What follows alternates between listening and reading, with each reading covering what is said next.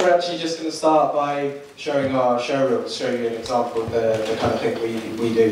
Thanks.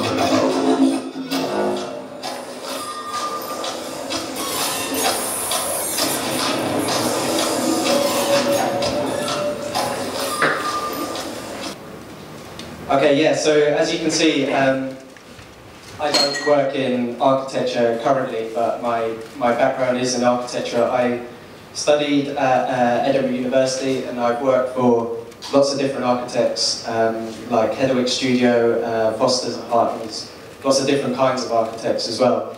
But when I went back to university to do my diploma in architecture, at the Bartlett, I elected to do Nick Clear's film unit, so it's part film, part architecture course, and that sort of set me off in a slightly different direction.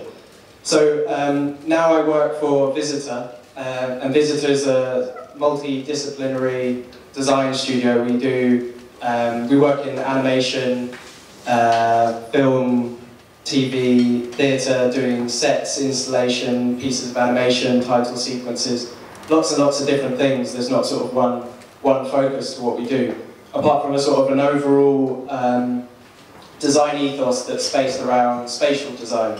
So even if we're designing title sequences or things like that, there's always a sort of spatial, three-dimensional aspect to our work rather than flat graphics.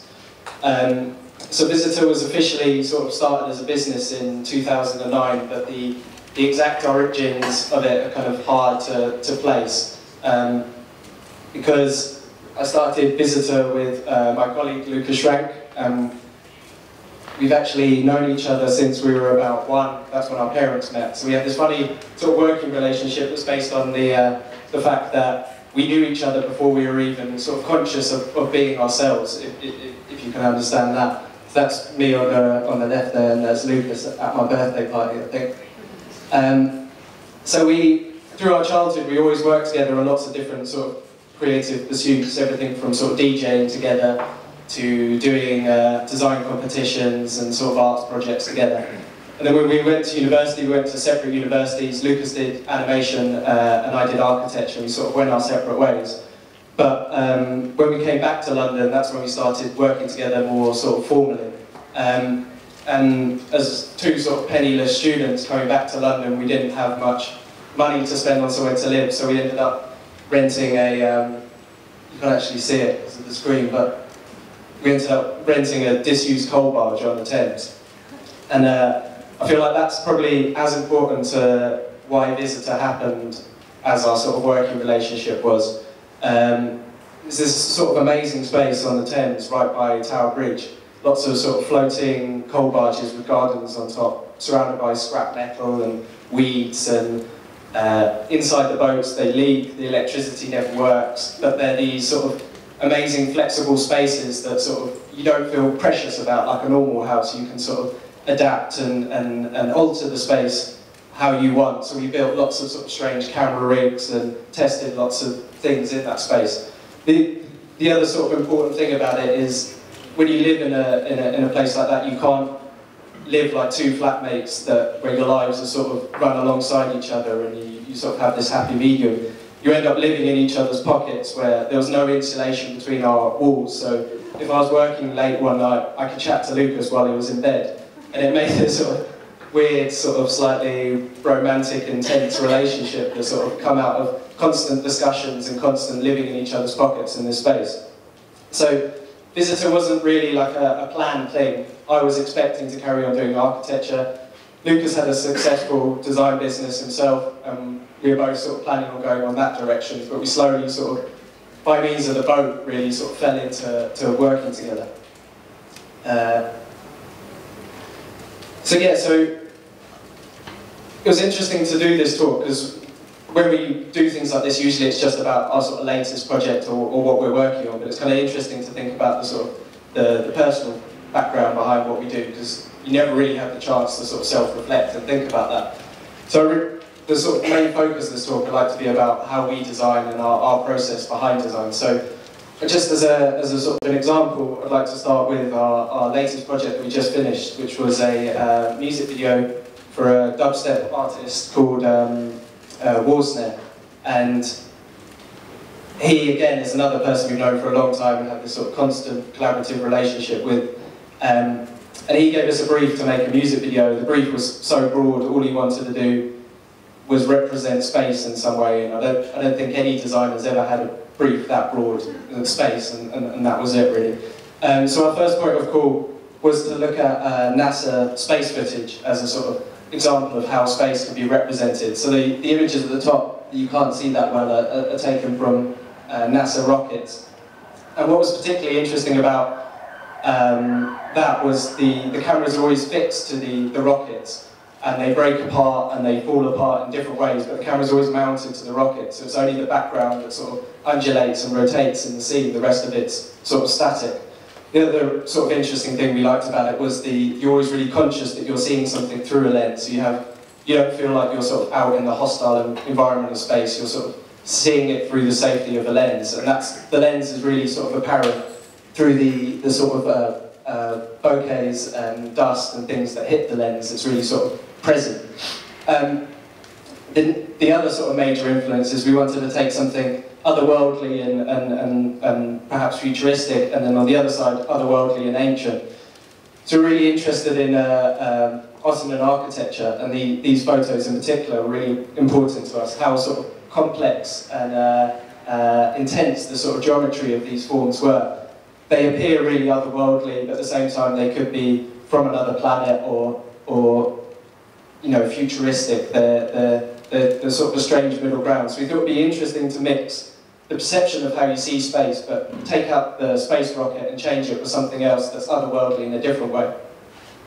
So just to break apart the process, what's really interesting for us and the way we like to design is we don't just, so we work in lots of different fields of design, but we also don't have, as you can see with our showreel, we don't have one set style or one way of working. There is this sort of overriding spatial theme, but we don't only use stop frame animation or only 3D animation. What we actually like to do is design and develop a process around the project. So we're not just designing the final form, we're designing how the project's built up, based on, you know, really pragmatic constraints like budget up to the sort of narrative of the project. So just to give you a breakdown of how that worked, and this one in Eris, which you would have seen in the showreel, we made it by creating all the forms in 3D, and then texturing and lighting them, adding sort of atmospheric effects you can't really see, and then adding all the lens detail. So the main basis is all digital, it's all 3D, and then everything else is analog and through experimentation. So it's that sort of hybrid style that we find really, really interesting. So all the lens effects were made by, we did lots and lots of tests again, but in the end, we had just a big sheet of glass that we used a high-pressure jet to spray water and things out, and recorded that and uses that as a sort of overlay on the film. The sort of nebula backgrounds, we tried lots of sort of digital techniques, but there was nothing that really sort of looked organic and natural and infinitely complex like a starscape. So we used lots of different techniques in the end. We have this really high-pressure coffee jet that shoots out coffee and creates these sort of mad bubbles that appear like a sort of nebulascape once filmed and graded and put in the environment. And this is actually burning milk, ink, and bicycle lights. But it's only through trying lots of different things that you sort of arrive at these conclusions, and that's kind of how we like to work. We don't have an intention when we start a project. We sort of find our way through the project. Forgot to start.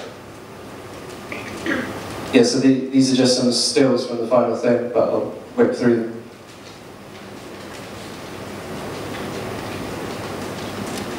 Sorry, there's loads.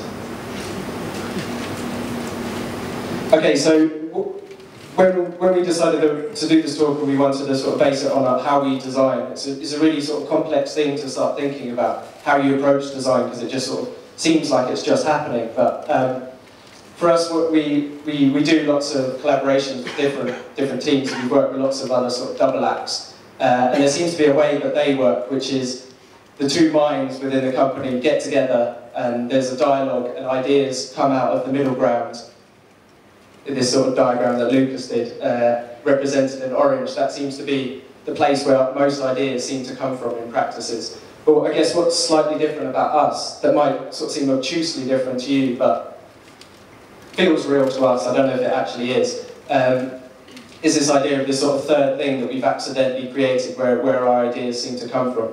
So I think it's born out of the fact that we've known each other for so long, that we have so much shared common experience and common references, and the way that we work together, there seems to be this third thing that we've fed into over our lives and created accidentally, this sort of weird imaginary friend, I guess. And our ideas seem to come from that. So we both independently think about things and sort of address this third mind, as we call it here, and that answers us back with conclusions. What's interesting is when we come back to the office and talk about the ideas, each idea is sort of relies on the other person, what the other person has got out of this third mind. So they're sort of mutually exclusive, which somehow seems to sort of be proof of its existence. The other thing is it sort of portrays characteristics, if we were to personify it, that are different to me and Lucas.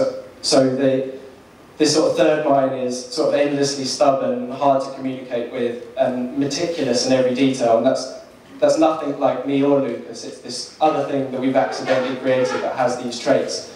It seems to always communicate in a... Oh, I think I'm just out of time, so I'll wrap up. It seems to only communicate in this language that we've developed over years together, this sort of shorthand way of thinking, which again is sort of further proof of that working. So just one more slide, go back to this image. It's a sort of nice representation of this other thing between us. And this photo was actually taken before a major fire in my childhood house. And I don't believe in the supernatural that this third thing does exist, but as a sort of image for how that could happen, you can see just about when we got the photos back from the fire, they're all slightly messed up. And there's this other face in the photo that no one knows who it is. But we always like to think of that as a sort of a visual representation of this other thing that we've accidentally created. So that made us think of this question, which is we sort of don't associate ourselves with the creative output of our studio. We sort of disassociate ourselves with it, and it comes from some other place, we feel. So my question to you would be, who rather than what is your subconscious?